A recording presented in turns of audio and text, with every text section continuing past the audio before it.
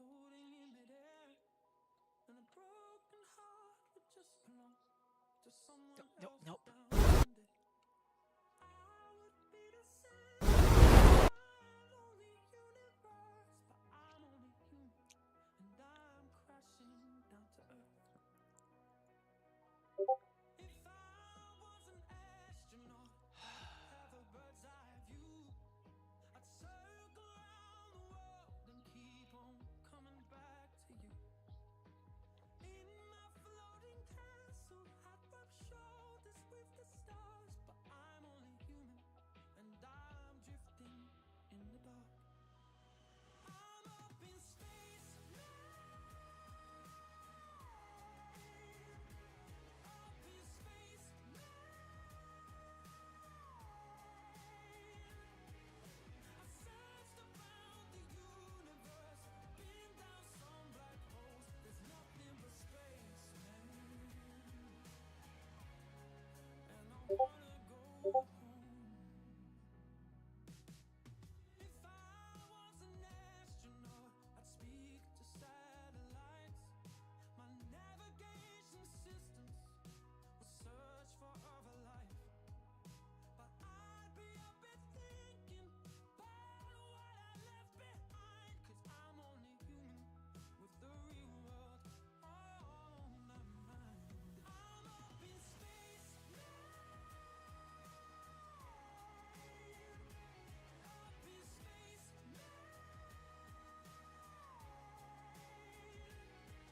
I searched around the universe, been down some black holes. There's nothing but space, man.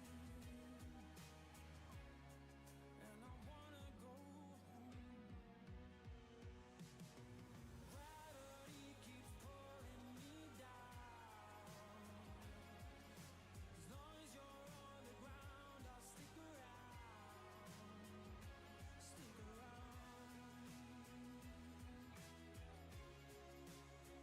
I'll stick around. I'm up in space, up in space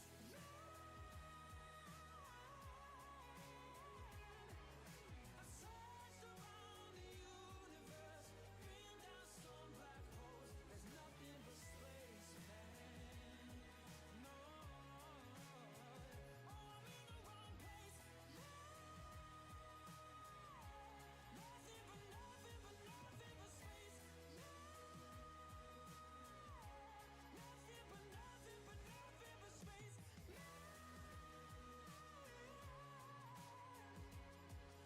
I've searched around the universe, been down some black holes. Nothing but space, man. And I wanna go home. What's up, everybody? How's it going? Happy Monday. We're doing something different today. We are doing something incredibly different. So let me just... Golden hour. Sunny, obviously, wanted to have some music to get them in the mindset as well. Butch said epic movie songs, which I'm sure doesn't surprise you. His phone has, he said, over 3. So basically what we're doing is we are watching the NASA space launch that is happening. And thank you for the follow, Amelia. This is going to be the launch is not until like 3 hours away, but all the lead up and everything is pretty cool. And this is the first like crude launch of this Boeing thing, so it's pretty neat. Gone into preparing for this moment. So I'll just put the volume there. How is the volume? How is everything? Also, since we're here, if you want to get some F3 energy and save some money, use code FirstPlayerTokens at checkout and save 10%. There might have been a slight delay, but now everybody is back in. There's no game. Amelia, there's no game here. This is no game. To Cape Canaveral. Hold on. I did not want to do that. I wanted to do this. And then launch pad. Now, I remember, Dee, you said that inside there's a TV in there. And of course, we wanted to know what the astronauts will be watching while on their ride to their pad. And we found out they'll be watching. yeah, there is no game. I don't like. I hear you laughing. This is a watch party. And it sounded when you said that, it sounded to me like you were a bot. And if you are a bot, you can get banned. We have a picture of Sunny. Because I don't play that shit. And that particular movie has significance to her. And if you're not, welcome. I appreciate you coming by. But then she watched the first Top Gun movie, and she decided to go to flight school. So she ended up being a helicopter pilot, right, Nicole? Yeah, but you understand. You understand why I think that. You understand why I think that, right? Because a lot of people on Kick actually get these things where it was going to tell me to, you were going to tell, I was expecting you to say, join my Discord or whatever bullshit that those chatbots say. But I'm glad you're human and I'm glad you're here. Talk to us again about him and the fact that he too was a Top Gun pilot. I hope it's nothing personal against you. I hope you understand that when you said that, it came off like a bot. So I was immediately on guard.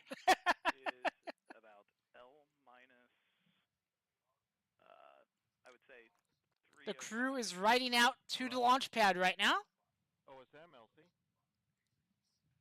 OSM. Crew transport convoy is en route to pad. Permit entry into FHA.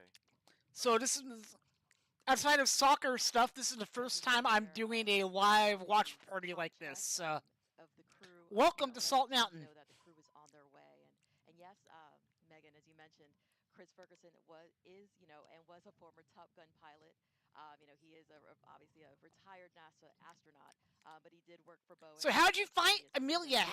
Out of curiosity, how did you find me? I'm always curious how people find me. If you will, and we enjoyed hearing them. So I love that they all have that to share.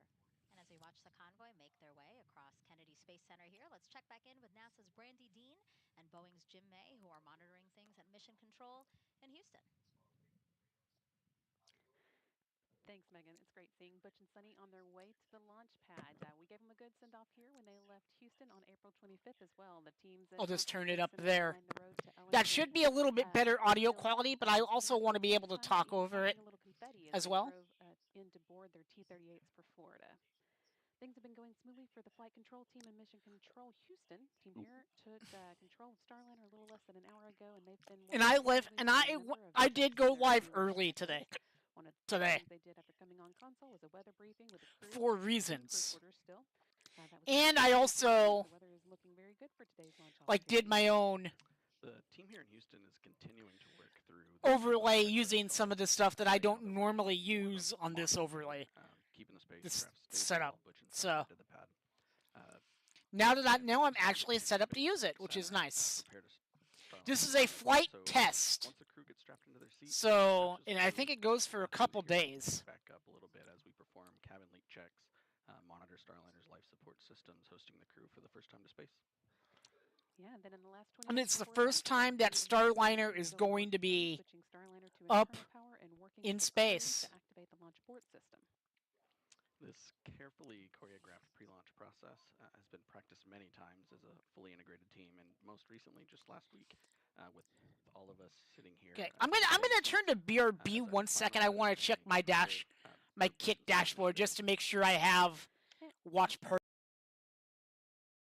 Crewed Starliner to the Yeah, it is watch party. Okay. Flight test, so let's check I just wanted to make sure. The International Space Station. The fuck? Why did it do? Oh God.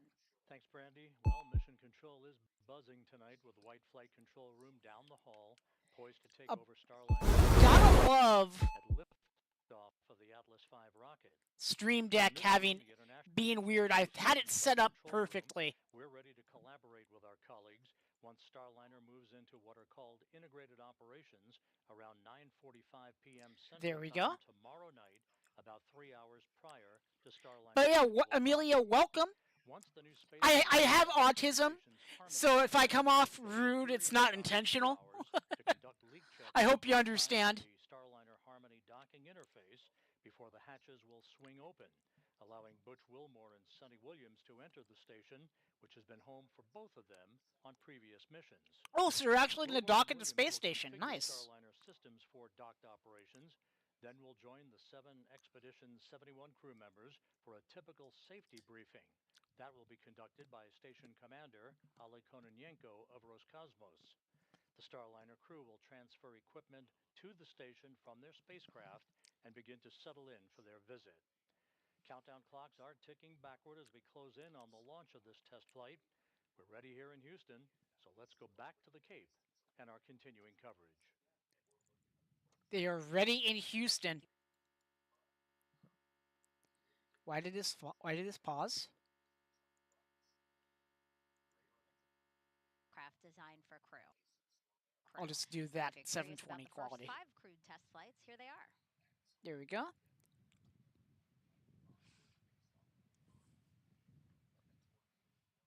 The first was Mercury Redstone 3, launched May 5th, 1961 with Alan Shepard. The next one was Gemini 3, launched with Gus Grissom and John Young on March 23rd, 1965. Apollo 7, Wally Schirra, Don Isley, Walt Cunningham, October 11th, 1968. Then you have STS-1 with astronauts John Young and Robert Crippen, which launched on April 12th, 1981. And then NASA's SpaceX Demo 2 mission, Doug Hurley and Bob Behnken, May 30th, 2020. And of course, today you have NASA's Boeing crew flight test with Commander Butch Wilmore and pilot Sonny Williams.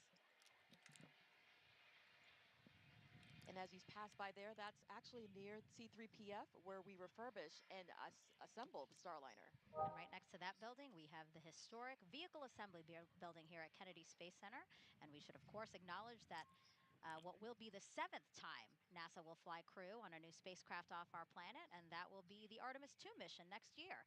NASA astronauts Reed Weissman, Victor Glover, Christina Cook, and Canadian Space Agency astronaut Jeremy Hansen will orbit the moon, and their Space Launch System rocket and Orion spacecraft will be assembled in that Vehicle Assembly Building. Let's check out what I wonder what the astronauts are thinking on their ride out, or what they're feeling.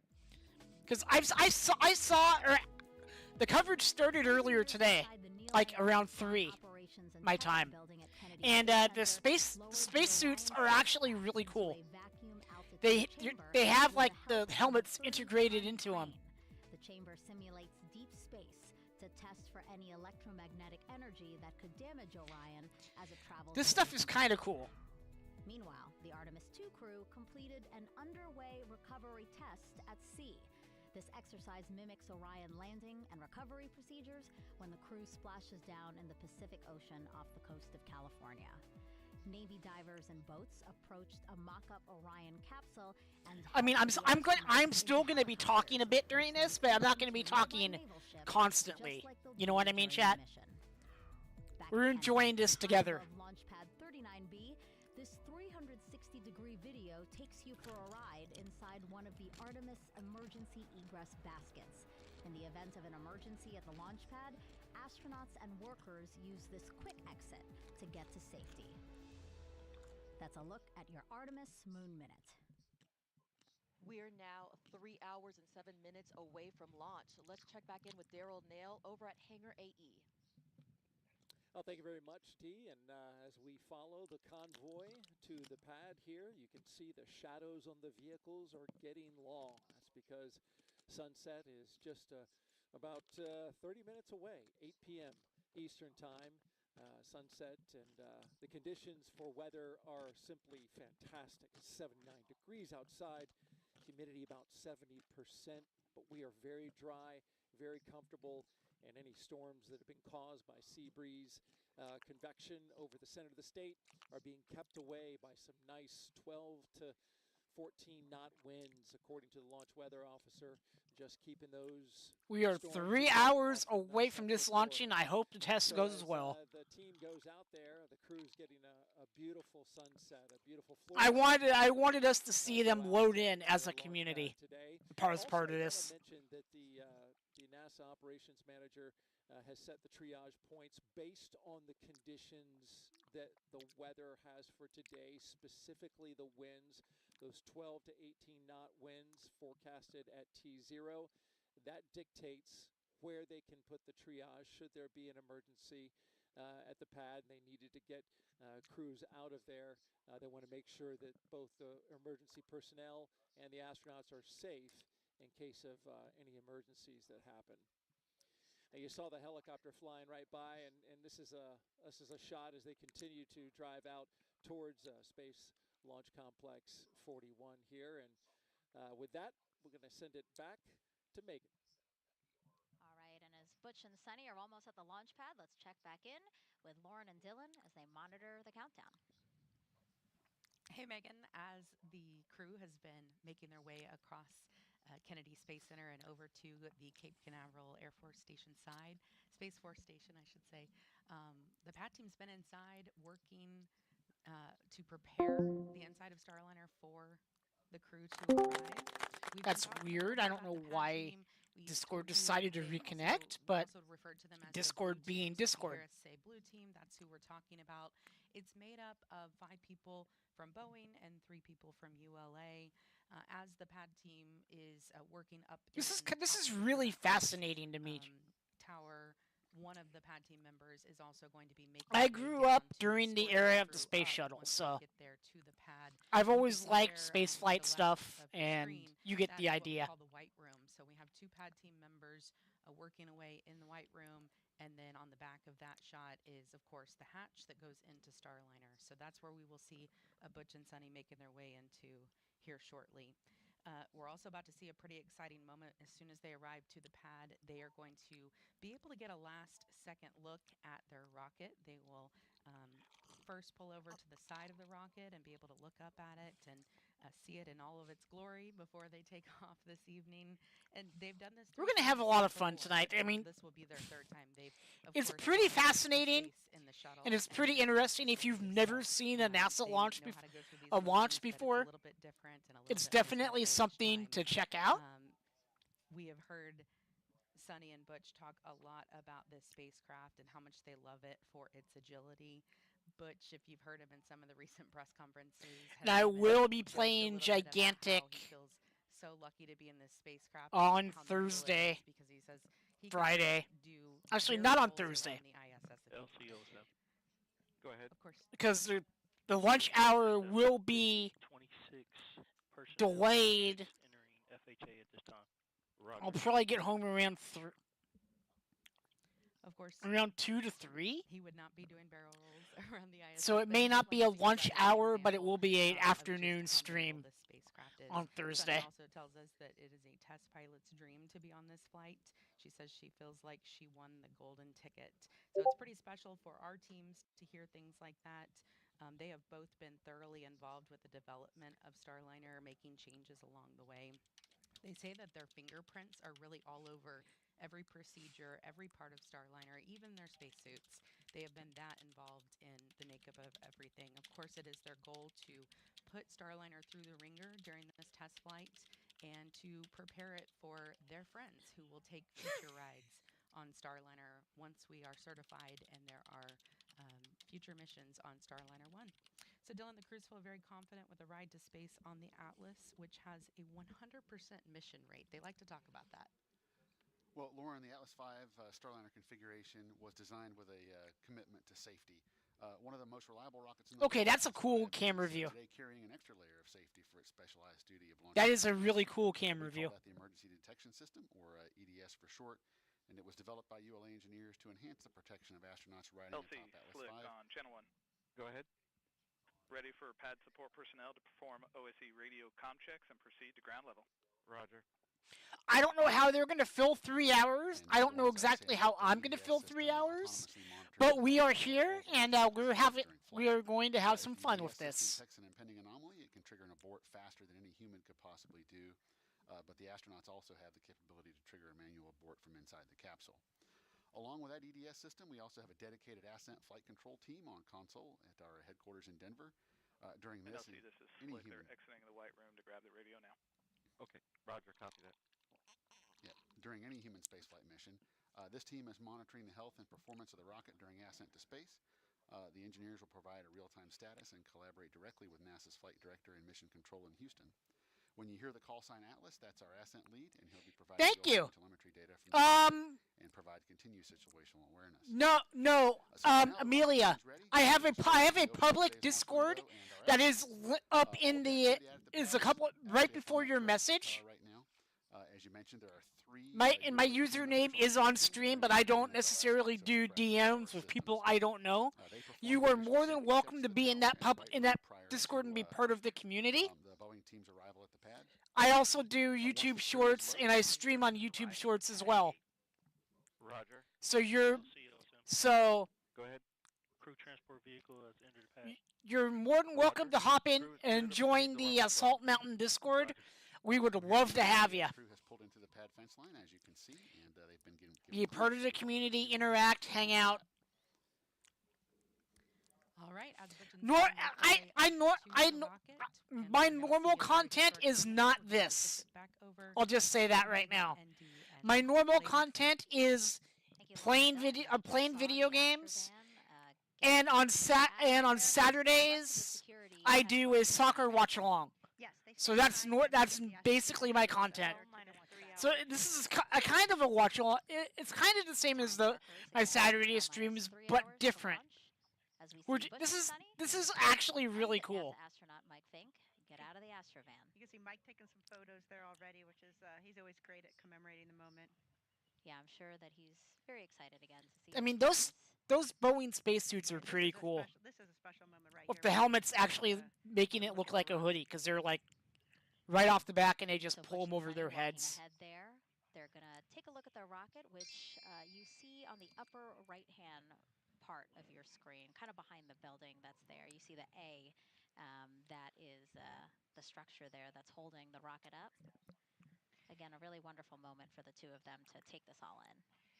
You know, and it's amazing. You do it, it feels like 100 times in training, and maybe there's a rocket there, maybe it's not. But the day you look up and you see your spacecraft on top of that rocket and you know you're about to climb on board, it feels very different.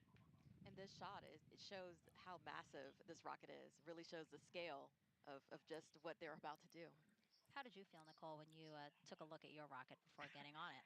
I was amazed. As you know, as Dee mentions, amazed just how massive it is. And it's just incredible to think that we as humans can come together and build something so incredible, launch humans into space, and to do it safely. And again, this must be emotional for Mike Fink as well, because right after this flight, and once Starliner is certified for those continued flights to the International Space Station, it'll be his turn. Yeah, he and Scott Tingle will be headed up on Starliner 1, hopefully not too soon.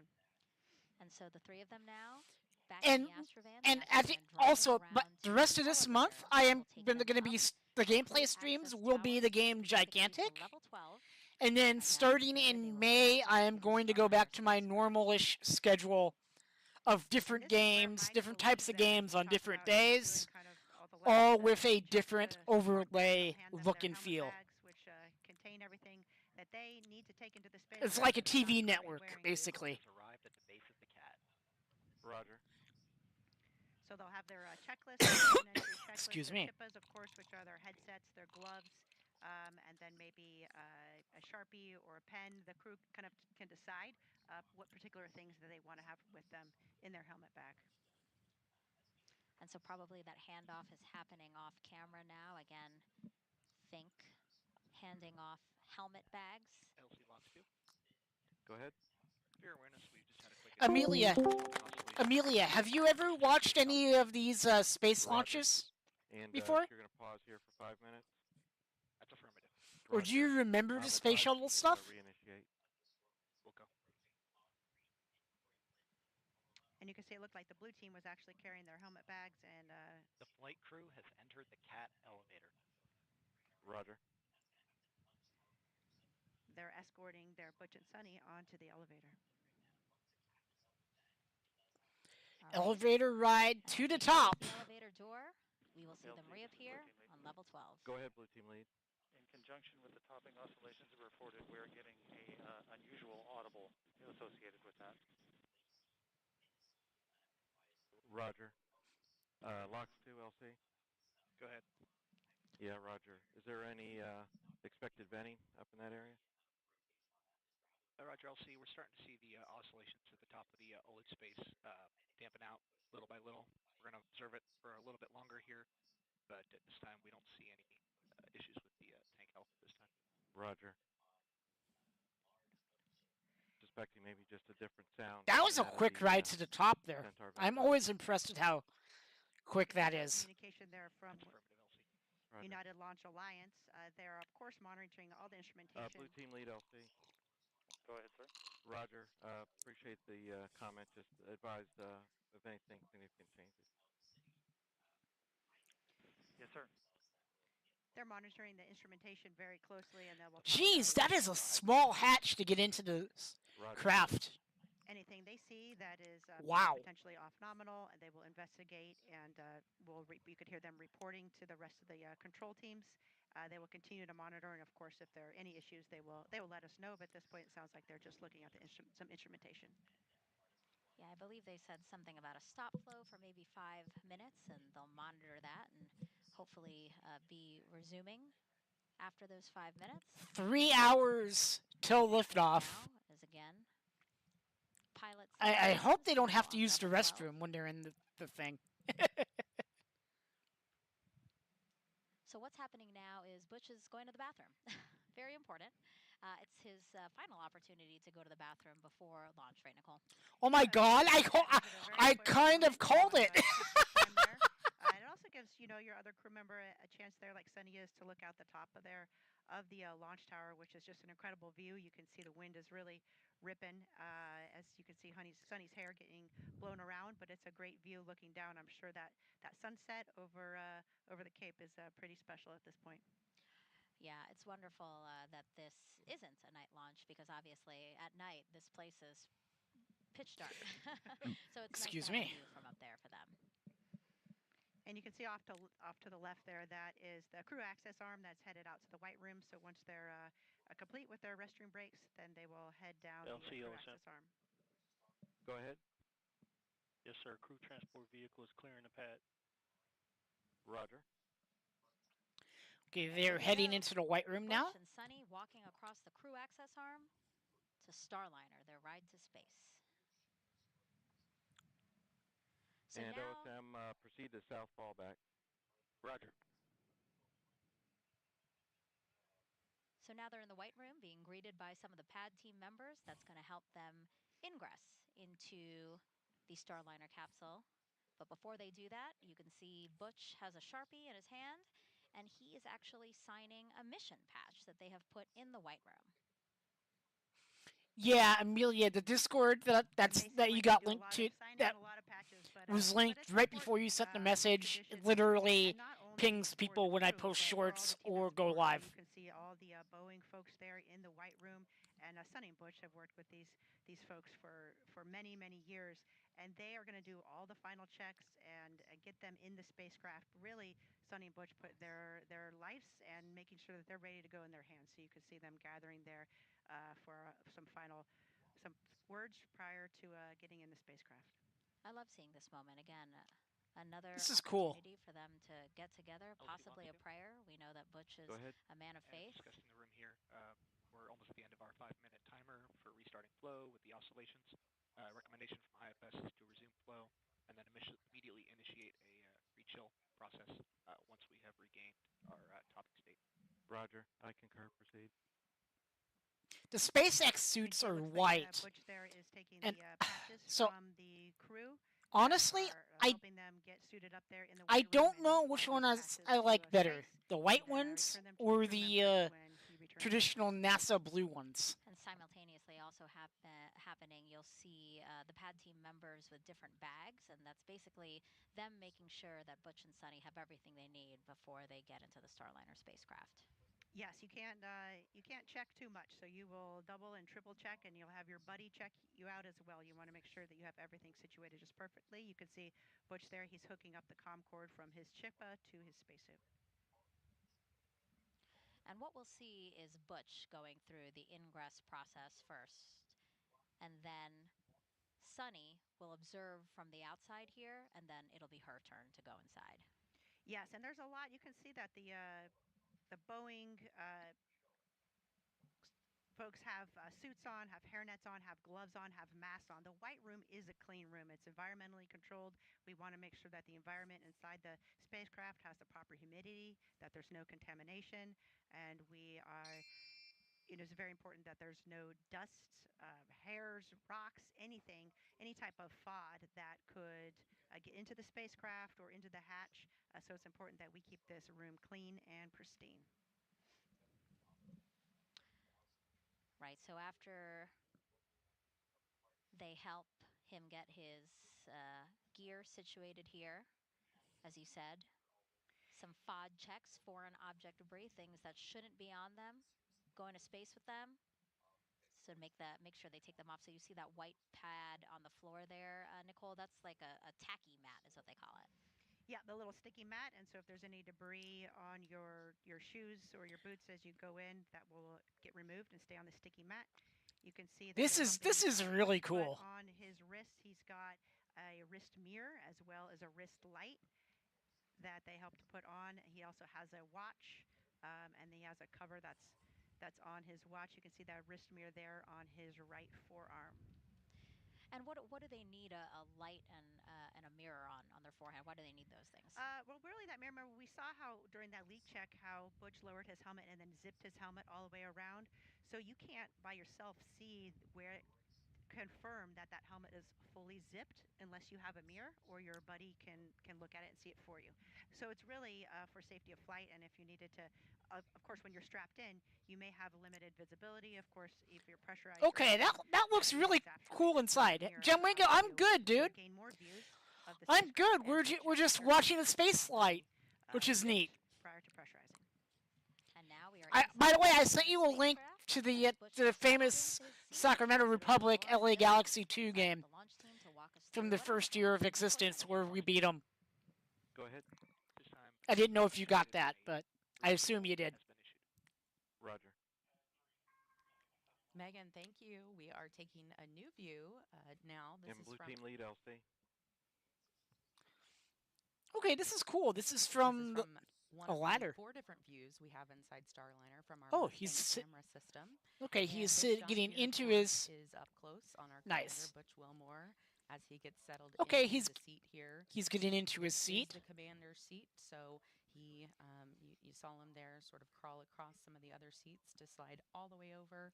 Part of the reason why he goes in first is because he is the farthest to crawl across there. So 2 different pad team members helping to get him settled in. He will sort of do a little bit of a shimmy to get perfectly into the seat and comfortable as they start to strap him up, and you can see them working across his back. Yeah, this is really cool. As some of the straps on his legs. We're also seeing Sunny walk down back toward the white room now. LCOSM. Go ahead. This is the first. This is a crew flight test of this one, of this Boeing's commercial space capsule thing. All right, and back inside Jemwinga. So this is kind of history. These 2 pad team members who are helping Butch get settled in here. They won't start with Sunny until Butch gets completely in. These seats that they're in, actually, Butch and Sunny made some recommendations when they started the process of getting fitted into them. They wanted to add a little bit of extra padding to their back. So that's just one of the ways that they've been involved in making changes along the way. And they say that, every little change that they make, their friends, the other astronauts who will and they're not lifting off for another 2 hours, 47 minutes. The most comfortable. So they're going to have to sit there for 2 hours. To space for them. So they better be comfortable. Right in front of Butch there is the Starliner console. It is a display with a mix of screens and switches and knobs It also has two hand controllers, so he'll have one down to his right as well as a one on his left. And that console has really been simplified from Blue team previous. lead LC on one. Go ahead, sir. Yeah, Roger, just for your essay, we are executing another center locks retail. Yes, sir. We did notice that. I apologize for being off net briefly. I had to do a crew assist. The audible that I had reported earlier concerning the chattering sound is greatly diminished, but it is still present. Roger. As I was saying, the console there has really been simplified for maximum efficiency from some of the previous spacecraft that they've both been on. The shuttle had thousands of switches and indicators, but Starliner has about 85.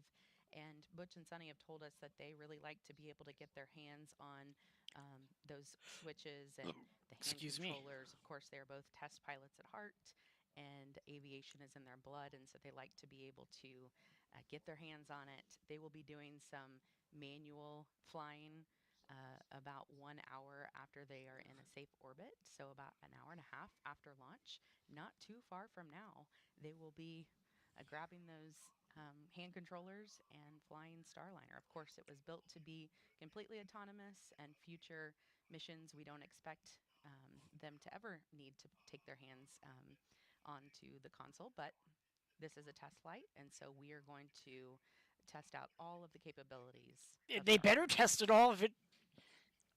So to make sure Boeing has it all working. The seats that are in Starliner today. It took them 7 years to get here, later than advertised. This seat has a flat plate on it, so Sunny will sit right next to Butch, and we saw them give us a little demonstration in a press conference recently. They sat down next to each other to kind of show us how they sit in this spacecraft, and they said it was quite roomy. They had elbow room and they could move around. They gave us another example of what they've been like in previous flights where they've been a little bit tighter, so they were happy to have the extra space here. This process takes about 15 to 20 minutes to get Butch completely ingressed. But Dylan, our teams have really been working for the last few days leading up to this launch. It didn't just start in the last few hours, right? Yeah, that's right, Lauren. So we actually rolled the rocket out to the launch pad on Saturday. And wow, that is a great.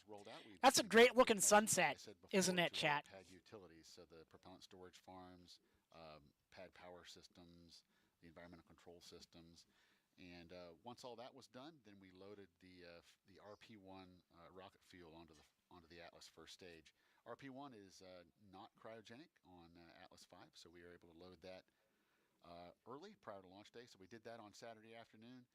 And with all that work complete, we wrapped up our activities on Saturday in preparation for our launch opportunity today. So this morning we came in at 11:15, powered up the launch vehicle, started doing all of our avionics checks and all those final configurations and double checking the configuration of the pad. With all that complete, we went ahead and loaded all the cryogenic propellants on board Atlas and Centaur. And we are seeing Sunny make a phone call right now. I think we might be able to actually see who's on the other end of that call. LCSYS on one. Go ahead, SYS. Step 170, L1 balloon cycle task is complete. Roger. So there on the left side of the screen, we are taking a look into the BMCC. And there's a bit of a surprise happening right now. Sunny is making her phone call to a man named Bill Barr. He is a Boeing employee working there in the Boeing Mission Control Center, and he is the responsible engineer for the ECLIS system, which stands for Environmental Control and Life Support System. Now, obviously, that's a very important system for flights with human on board. Yeah, that would be very important. Just trying to see if we could see any of the reaction in the room, but I'm sure this is quite the honor and surprise for Bill. Bill is a lifetime career Boeing employee. He started with one of Boeing's heritage companies, McDonnell Douglas, in the Skylab program. That's really cool. his teammates told us he is one of the greatest mentors anyone could ask for. Just a great teacher, knowledgeable, kind, and incredibly patient. Couldn't hear anything better from your teammates. One is on listen to. And we're going to start hearing some comm checks here as Butch gets connected. Now, to those who are just joining, I'm probably not going to be talking a lot, but I am going to be talking throughout this, and I wanted to share this with you guys. Go ahead, Elsie. Roger, do you have a status update? Because I think this is really, really cool. Still monitoring our Delta P measurements in the tank, but things are looking more favorable. We'll inform you if we start seeing oscillations again. Roger. Houston, CDR, Starliner, from Starliner, cop check on Underground 1. Starliner, it's Houston, loud and clear, Underground 1 for the CDR.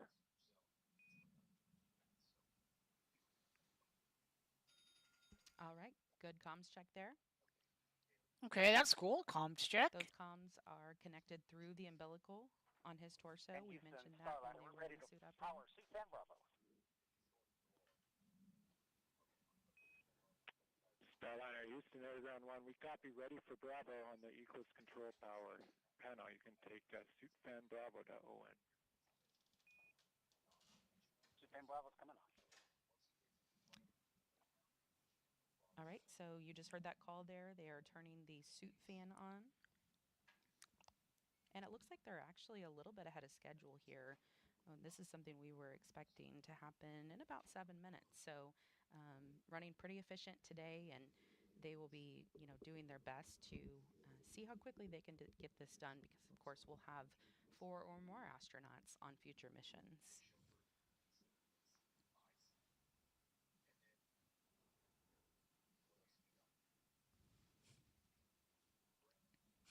When they have the suit fan on, that system routes air from the cabin back into the suit. So that's what they're testing out right now.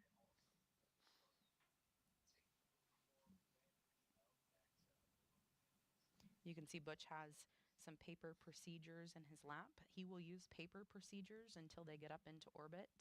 And then once they get up there, they will have tablets they pull out with the rest of their procedures. They also have procedures strategically placed in a few other positions. They have a knee board with procedures, as well as they have a pretty cool arm strap that sort of looks like what a quarterback for a pro football team would wear, if you've ever seen that. It has a laminated flap on it, and they can put procedures in there so they can just look down at their arm.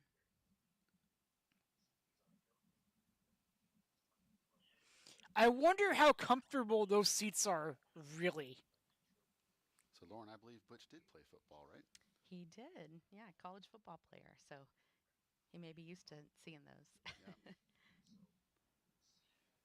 There's not much Butch can't do, I'll tell you that. The spacecraft is about 15 feet across inside, so quite spacious. They like to compare it to about a mid-size SUV. Okay, geez, that seems like a lot of room for a spacecraft.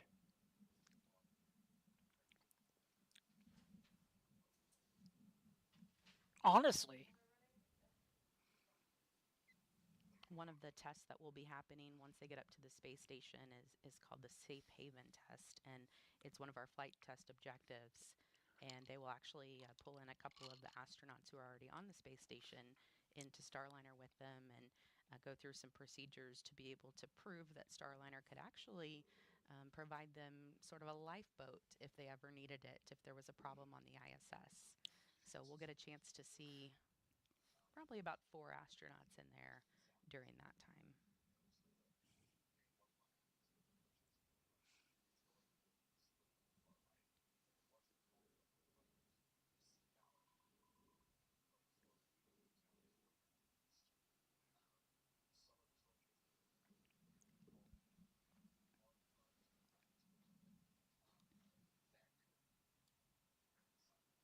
These seats that they're in are built to accommodate a range of heights as small as 4'11", all the way up to 6'4". So if you had any preconceived notions about what size you have to be an astronaut, not in this case.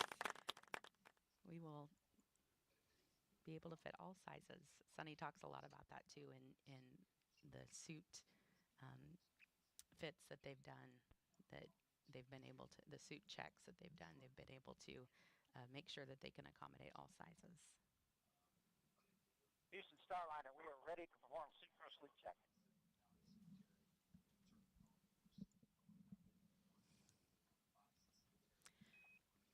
Starliner Houston, we copy. Ready for suit cross leak check. CDR, we're ready. All right, so that call there for the suit gross leak check, that is to check for any leaks in Butch's spacesuit.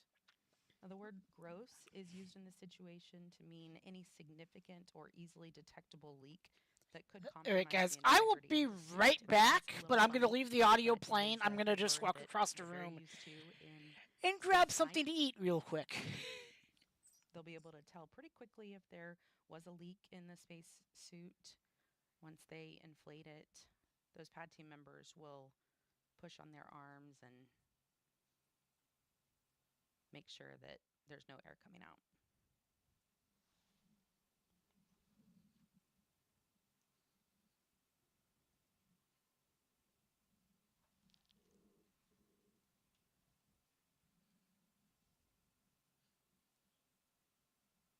These suits are about 40% lighter than suits they've worn in the past.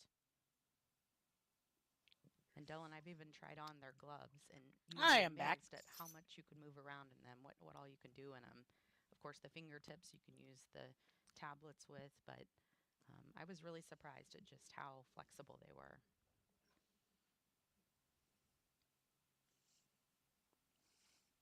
It's starting to get darker over Space Launch Successful Complex suit gross 41. leak check on CDR. Houston copies a good gross suit leak check on the CDR. Thanks. Good gross leak check. Good news there. You know, Butch is a former flight test instructor at Edwards Air Force Base. He has a Master of Science in Aviation Systems. So let's listen to a little bit more on this retired U.S. Navy captain and CFT commander, Butch Wilmore. A large part of the desire within us is to do things that are of benefit to others. In this job, we get to do things that are of benefit truly for all mankind as we explore the heavens that not many people get to experience, true, but we don't go just to get the experience. It's about the team and it's about the benefit that it brings. My name is Butch Wilmore, and I am the commander for NASA's Boeing Crew Flight Test mission to the International Space Station. Life in Tennessee, God's country, that's where I grew up. Very fortunate, had loving parents, took us to church. When I was young, 7 years old, I believe, they bought a little land out in the country, 6 acres or so. We had horses and cows, and I raised chickens and ducks, and just enjoyed life in the country. I went to Tennessee Tech, started working on an electrical engineering degree, and played football, which was a very difficult combination, I learned, because they're both full-time jobs. So it was a lot of effort over those years, but it molded me and it helped instill the work ethic my parents had instilled in me when I was younger. I entered the Navy and was fortunate to fly the A-7. So yeah, this is attack aircraft, and I flew that for a couple of deployments. I think I'm going to try to do this for more launches because it's really cool. You learn a lot about yourself as you go through. If they fall within my normal stream time. That are necessary to do a test pilot type of job. When it comes to flight test, the minute details matter. When we're doing our runs, hey, well, let's run it this way. Let's do it that way. Let's add this in. Let's take that out. Let's look at it in that regime so we can Discord is being weird. It's going to reconnect a lot, probably. That's what you do with aircraft. That's what you do with spacecraft. And that's what this test is all about. This crew flight test is a series of these various tests to ensure that the operational requirements and the design meets those requirements. And I think everybody that does flight tests would agree. Focus, understanding, and also the team coming together to give you the overall understanding of the test and the capabilities of the spacecraft or aircraft that you're testing is vital. Sitting in this seat over here in the Starliner sim and doing the things we've done and learning about the spacecraft, developing a lot of the capabilities of the spacecraft, It's very humbling when you see and you interact with some of these professionals, and our human spaceflight and our nation has a debt of gratitude to them. Every single training evolution we have is brand new. We're the first to do it. Whether it is checking the survival equipment in the pool with a mock-up of the spacecraft and how you egress, get out of the spacecraft, whether it's the side hatch or the upper hatch, while the seas are rough and all those type of things. There's a thought of how things should be, but then there's the reality of how things need to be. And that's what this test is all. Everything we do is test. It's been a process over years that is such a benefit in all aspects of the capabilities of this spacecraft. And we're excited to be a part of it. We are excited to be a part of it as well. As they are starting to finish up with Butch, one of the things that was really important to him was to take the name tags of every single one of the pad team members up to space with them. Now, this is a Okay, tradition that's that dates cool. back to shuttle, but typically they would take just 2 name tags, the 2 folks that are working with them there in the spacecraft, but something he really wanted to do was take the name tags of all of them. So pretty special honor for those folks in the pad team. Now, Dylan, what's been going on with ULA as we've been focused here on the crew? There's a lot going on in the background. Well, Lauren, that's right. So there's a couple of things going on down in the control room. As there has been some conversation on the net that folks would have heard, the propulsion team is actually active, kind of maintaining the propellant levels in the cryogenic propellant tanks, and that'll continue right up until we enter the terminal count. NASA's TV crew does a Our great job on testing this. is all complete for the day, so it's relatively quiet on. I don't know if it's a drone or a helicopter flying around it, but launch conductor and his team that are is gonna be, that is a listening great very shot. closely to all the activities on the pad, and we've heard some of that communication between LC and the blue team lead as they. And I grabbed a report back meat and stick, forth on so the activities that are up on the if you're crash wondering what right I'm now. eating, And as part of that, the it's the like ULA and the range safety it's like a team turkey are stick. also monitoring all of the activities as well with a keen eye on safety.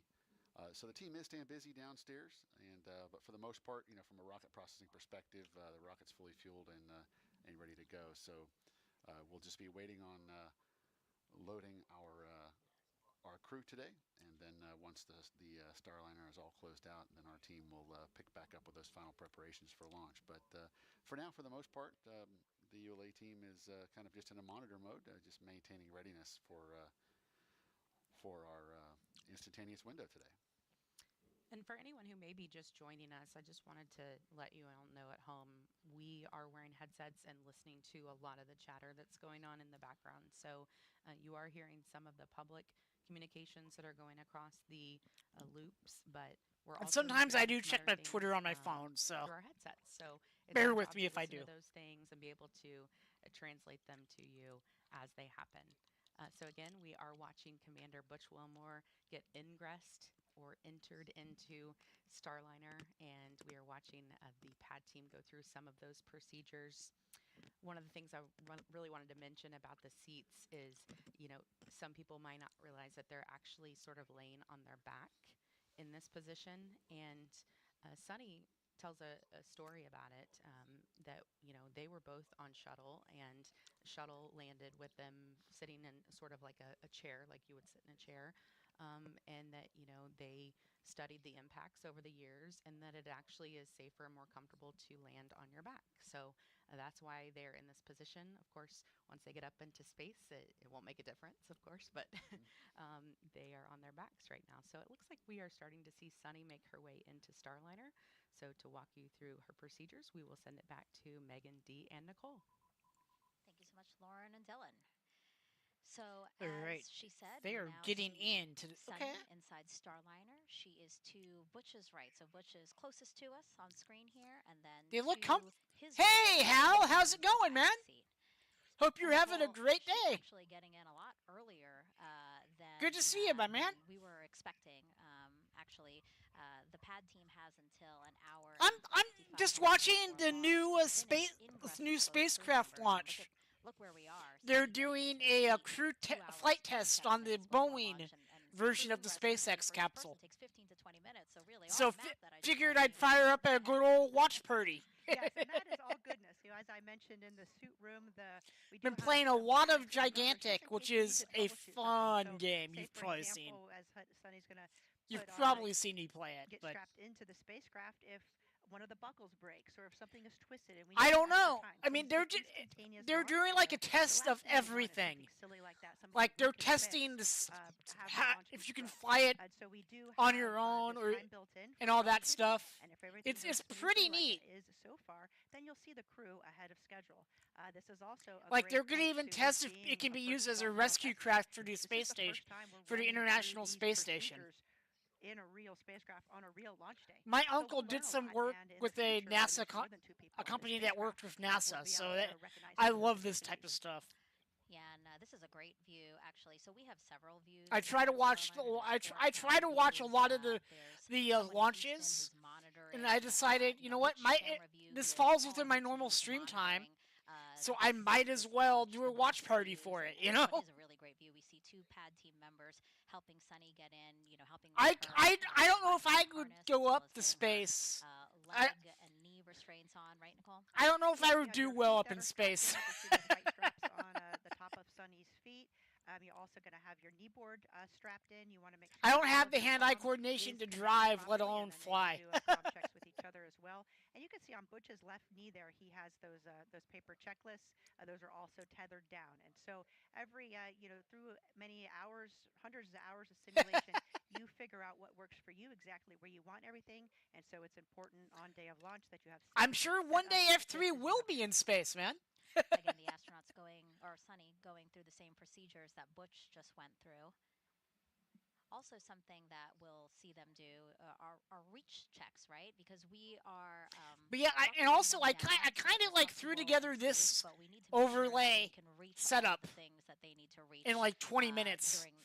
But it works, you know. Absolutely. And oh yeah. Done that in my allergies aren't acting up, and but again, you want to got a little exercise in today, which is nice. And if you have something snagged that's going to hinder your reach, taking it easy. So we go through all those final checks one more time before the launch countdown continues. Definitely. Soon, so that we all know to look for it. We expect Sunny to reveal their zero gravity indicator. Usually, it's a soft toy a crew picks to fly with them. These spacesuits are actually really cool. It's a visual the helmets are integrated into them, and it comes on and it goes on your head like a hoodie does. Nothing else should be floating around except for that zero gravity indicator. That's kind of neat, it's a actually. Great way to show that you've reached microgravity. Yeah, they are gonna launch it in like 2 hours, 24 minutes. It's in free flight. But I wanted to be on when they got into the thing itself, so I went live a little early today. And what we're showing you now is a kind of toothed whale, and that's a male narwhal. But we're gonna hear all like the NASA comms and everything, and that is the zero. It's pretty cool. Indicator that Sunny chose with the help of her niece and nephew. Sunny wanted to choose an indicator that raised awareness for how space and ocean research go together. Obviously, we've been talking about how Sunny's really passionate about the ocean. So, and again, after all, space and the ocean really do go together because space gives us a very unique. Yeah, this is awesome. Narwhal toy that you saw Sunny holding. Apparently, Hal, you missed it. They literally said on the NASA thing, the inside of the spacecraft is about the size of a mid-size SUV. And she named it Calypso to pay homage to the explorer Jacques Cousteau. So it's pretty roomy in there, supposedly. All over the world to teach people about the ocean. You see Mr. Cousteau right there. Now, Sunny believes Starliner will do the same for space, again, teaching people about space. Yeah. And remember, Sunny wasn't supposed to fly on the spacecraft. Well, apparently they can have like 4 or more astronauts in here too. The first post-certification. And it's gonna have room for cargo, so they've got to be pretty decent size, you know. It's an honor to fly on the spacecraft she named. So really, the stars all aligned for her to be on this flight test today.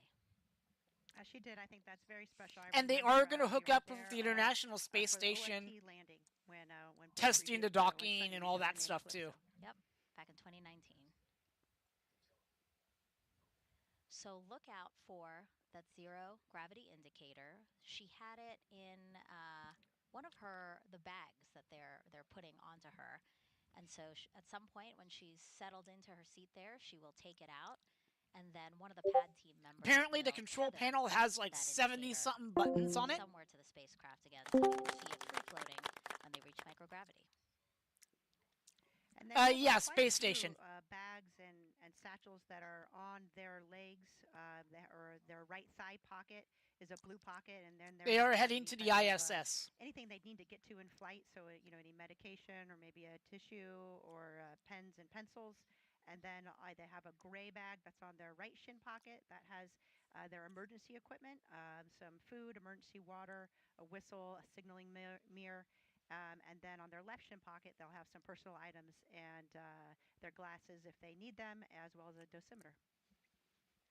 And I want to go back to something you mentioned. You were mentioning the camera. All right, views definitely. inside of Definitely, Starliner. dude. So yes, Enjoy your have, meal, Hal. camera views You know inside you're welcome here Starliner, anytime, and brother. we'll have those views all the way until launch. So we will get to keep our eyes on the NASA's NASA's TV crew does an amazing job on this.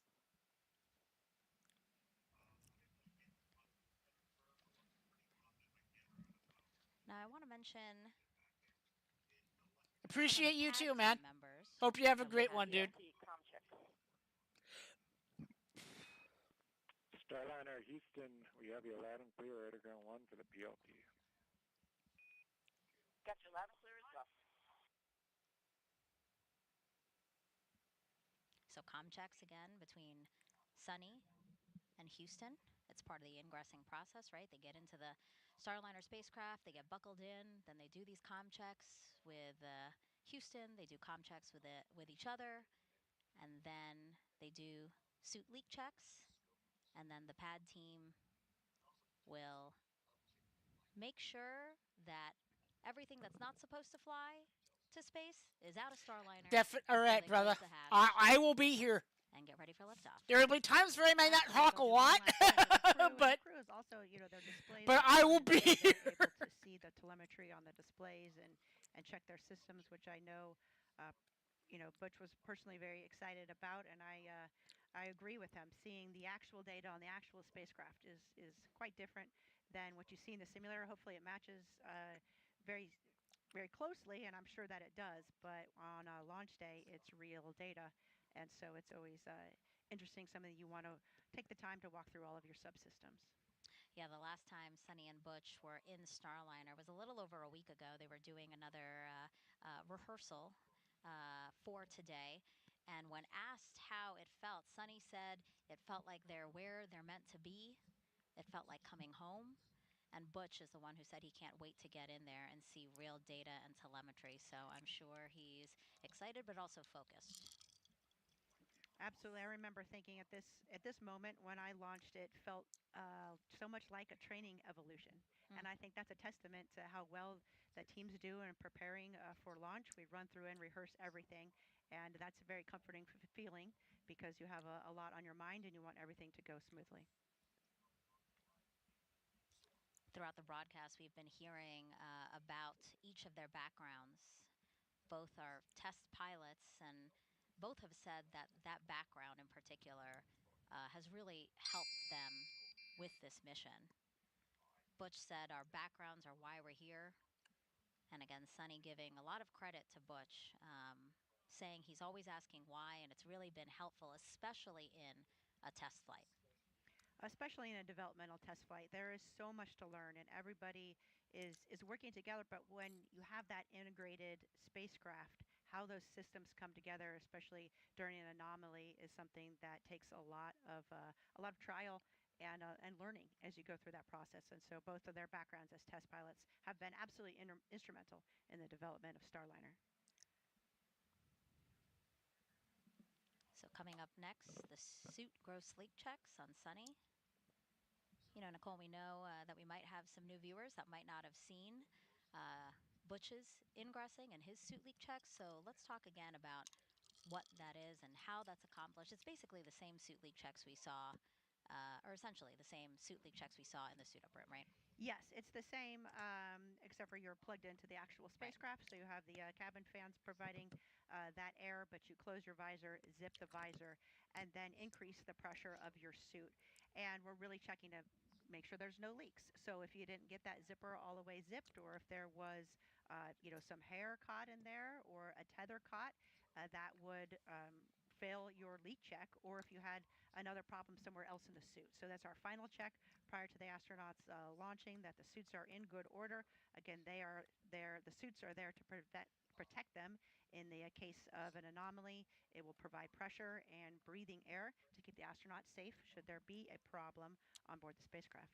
Look at that beautiful shot on the left side of your screen there of a Starliner atop. TLC is ready to perform gross leak check. You're at leak check time. Starliner atop the United Launch Alliance Atlas Starliner V Houston, rocket. we copy, ready for the gross suit leak check. BLT, your go.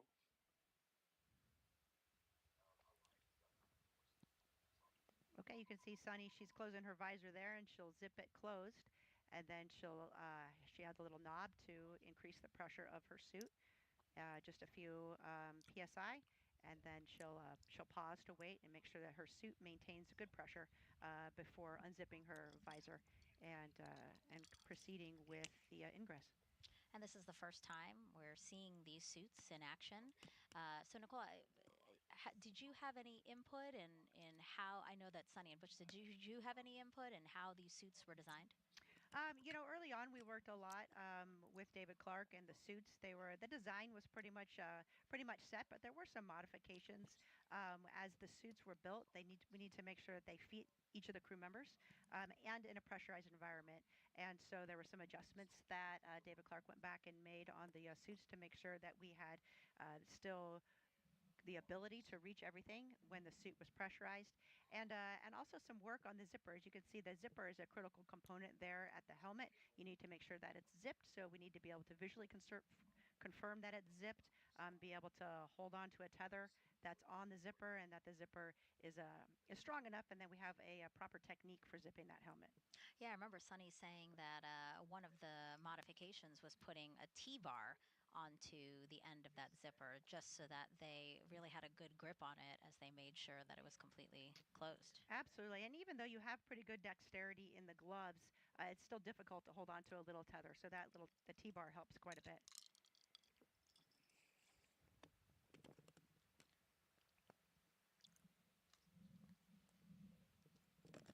Sunny is, of course, a retired U.S. Navy captain and Boeing CFT pilot.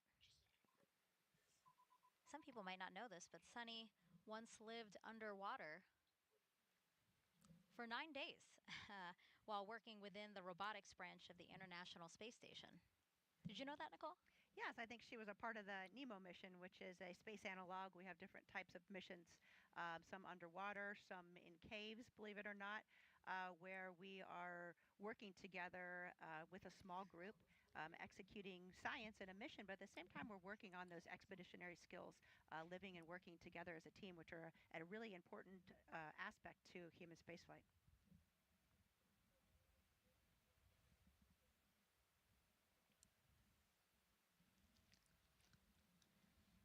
Check of the clock, 2 hours, 13 minutes and counting until liftoff of NASA's Boeing crew flight test. I hope you guys are really enjoying this stream because I'm having a fun time doing this. Spend another moment and to call attention to we'll the definitely left be side doing of the this screen again. here, and just that beautiful shot that we have of Starliner and Atlas V. Thank you for bringing it up full screen because it is really a great shot. Nicole just turned around. It's directly behind us here at the host desk just to take this moment in. Starliner is the thing at the top. Beautiful. Mainly, I believe. Sunset happening just about 20 minutes ago here on Florida's Space Coast. I mentioned and I think there are hotel rooms where you can actually see launches from. Looking good. The pad team in Orlando, in the Space Coast. An Coast. hour and 55 minutes to ingress the crew. All right, there we go.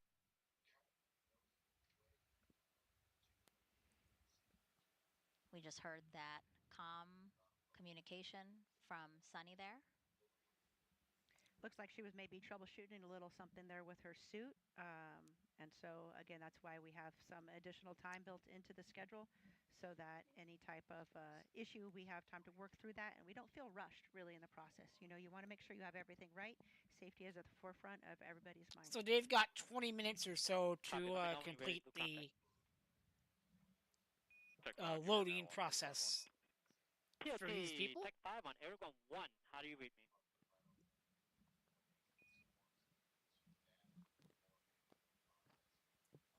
Okay. I do not hear you. Do you hear me? Comtech?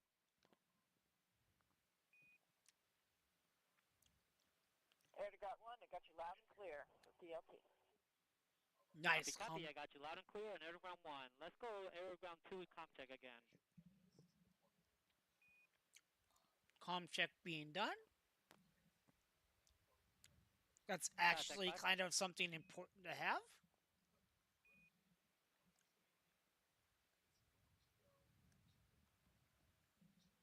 Air to ground 1 is one channel, one way of communicating. Air to ground 2 is a secondary line as well. Again, you've heard our commentators mentioning that they're monitoring, listening to the launch teams who are working this mission. We have some loops up publicly for you guys to listen in and to track how the countdown is progressing. And then there are some other side channels that a lot of work is also done in the background as well. PLT, first leak check is complete. Starliner, it's Houston. We copy gross suit leak check complete on the PLT, and I have you loud and clear, Sunny, here on Underground 1. Okay, I got you loud and clear as well. All right, 2 good call-outs there. Successful communication check with Houston between Sunny, as well as a good check of her suit, making sure that it holds pressure as expected. L minus 2 hours, 10 minutes. ECS, Elsie. Tech 5, you're back on air to ground 1. ECS? So they are making good time on this. 170 pounds per minute. Roger. PLT, you can open your visor now.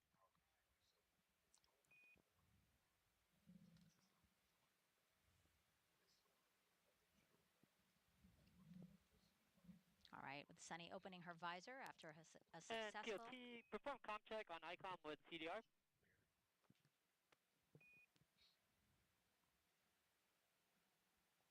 That's a command to do a communication check between Sunny and Butch.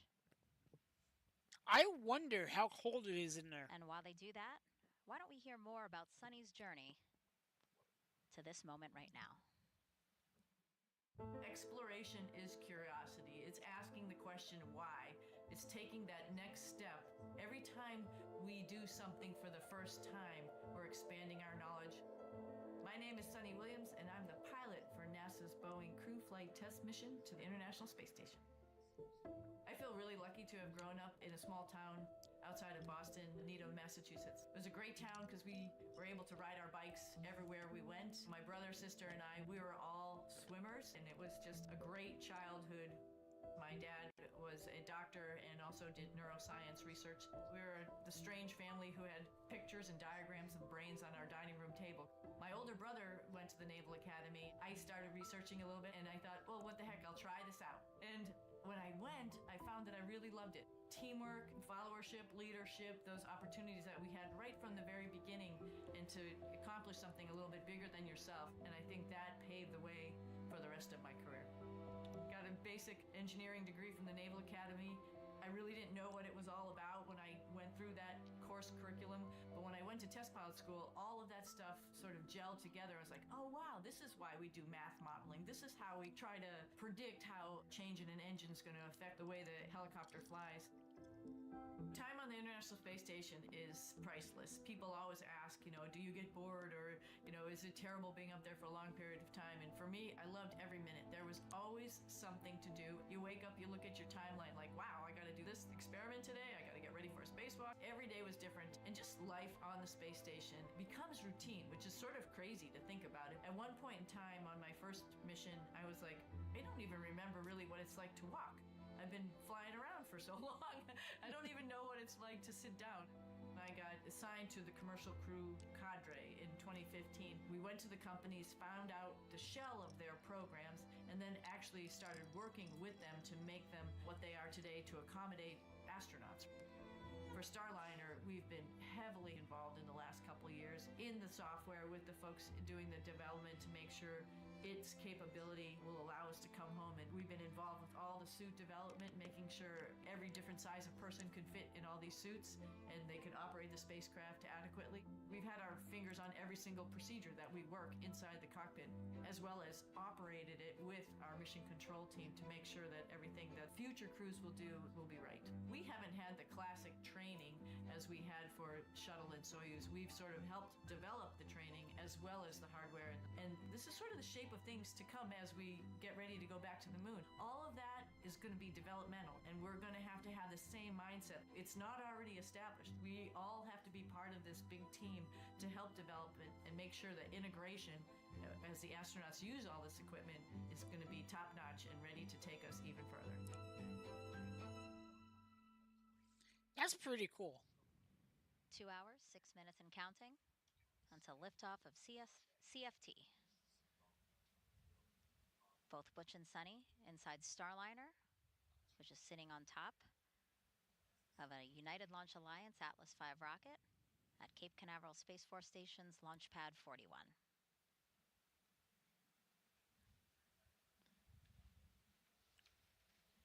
As you can see, we still have a pad team member in there. Looks like they're still helping either Sunny with something or, again, just readying the spacecraft for launch. You know, it's interesting because the spacecraft is made for microgravity, and so actually you can't stand on the floor of the spacecraft, and so there's some special flooring pieces that are installed so that the pad team can walk around without damaging any of the components of the spacecraft and help get the astronauts strapped in. So I know as one of their final checks, they'll remove that specialized flooring and check the configuration inside of the spacecraft. As you mentioned, to get everything out that doesn't need to go to space.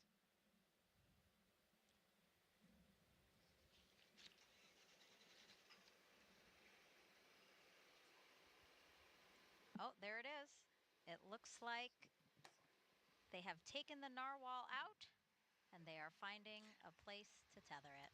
Nice. The narwhal is out, ladies and gentlemen. The narwhal has been released. I can't really see Sunny's face, but she looks happy to see the narwhal out. They should have picked the Kraken. Again, a special for to release the Kraken jokes. Indicator that she picked with her niece and nephew. Pad, you are now on air to ground 1. Copy. Starliner crew, is there anything else you need help with before we leave and close the hatch?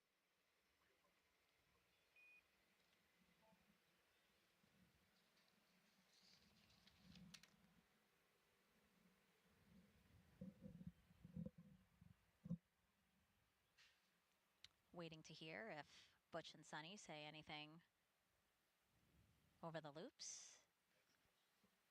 All right, Starliner crew, it's been an honor to strap in. Not my crew, but my friends. Have a safe flight. See you up there. I love that. Sounds like strapping, everything went well.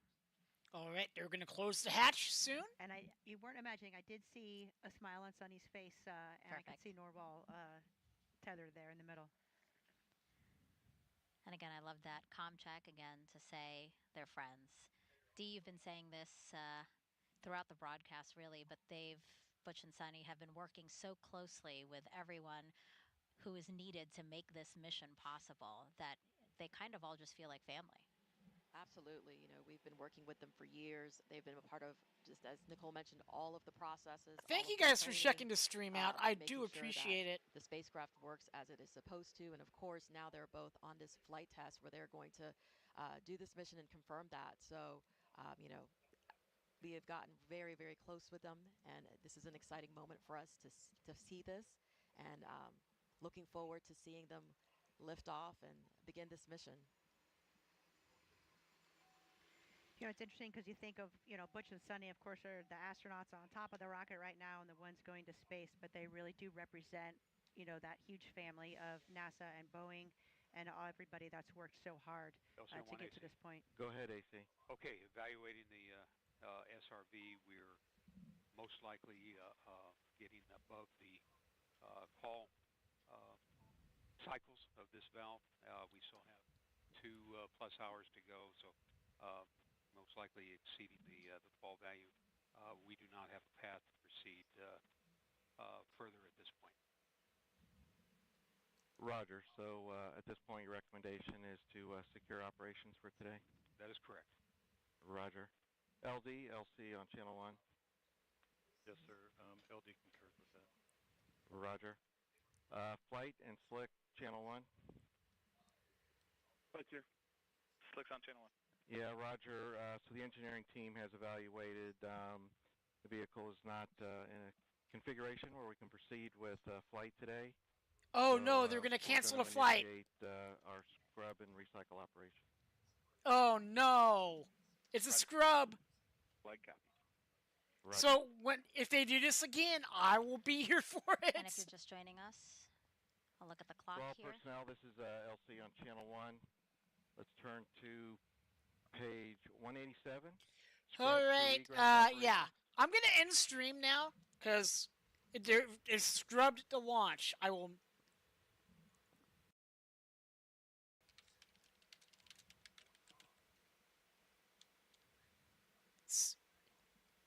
Again, the clock. Didn't mean to do that, but 2 hours ahead of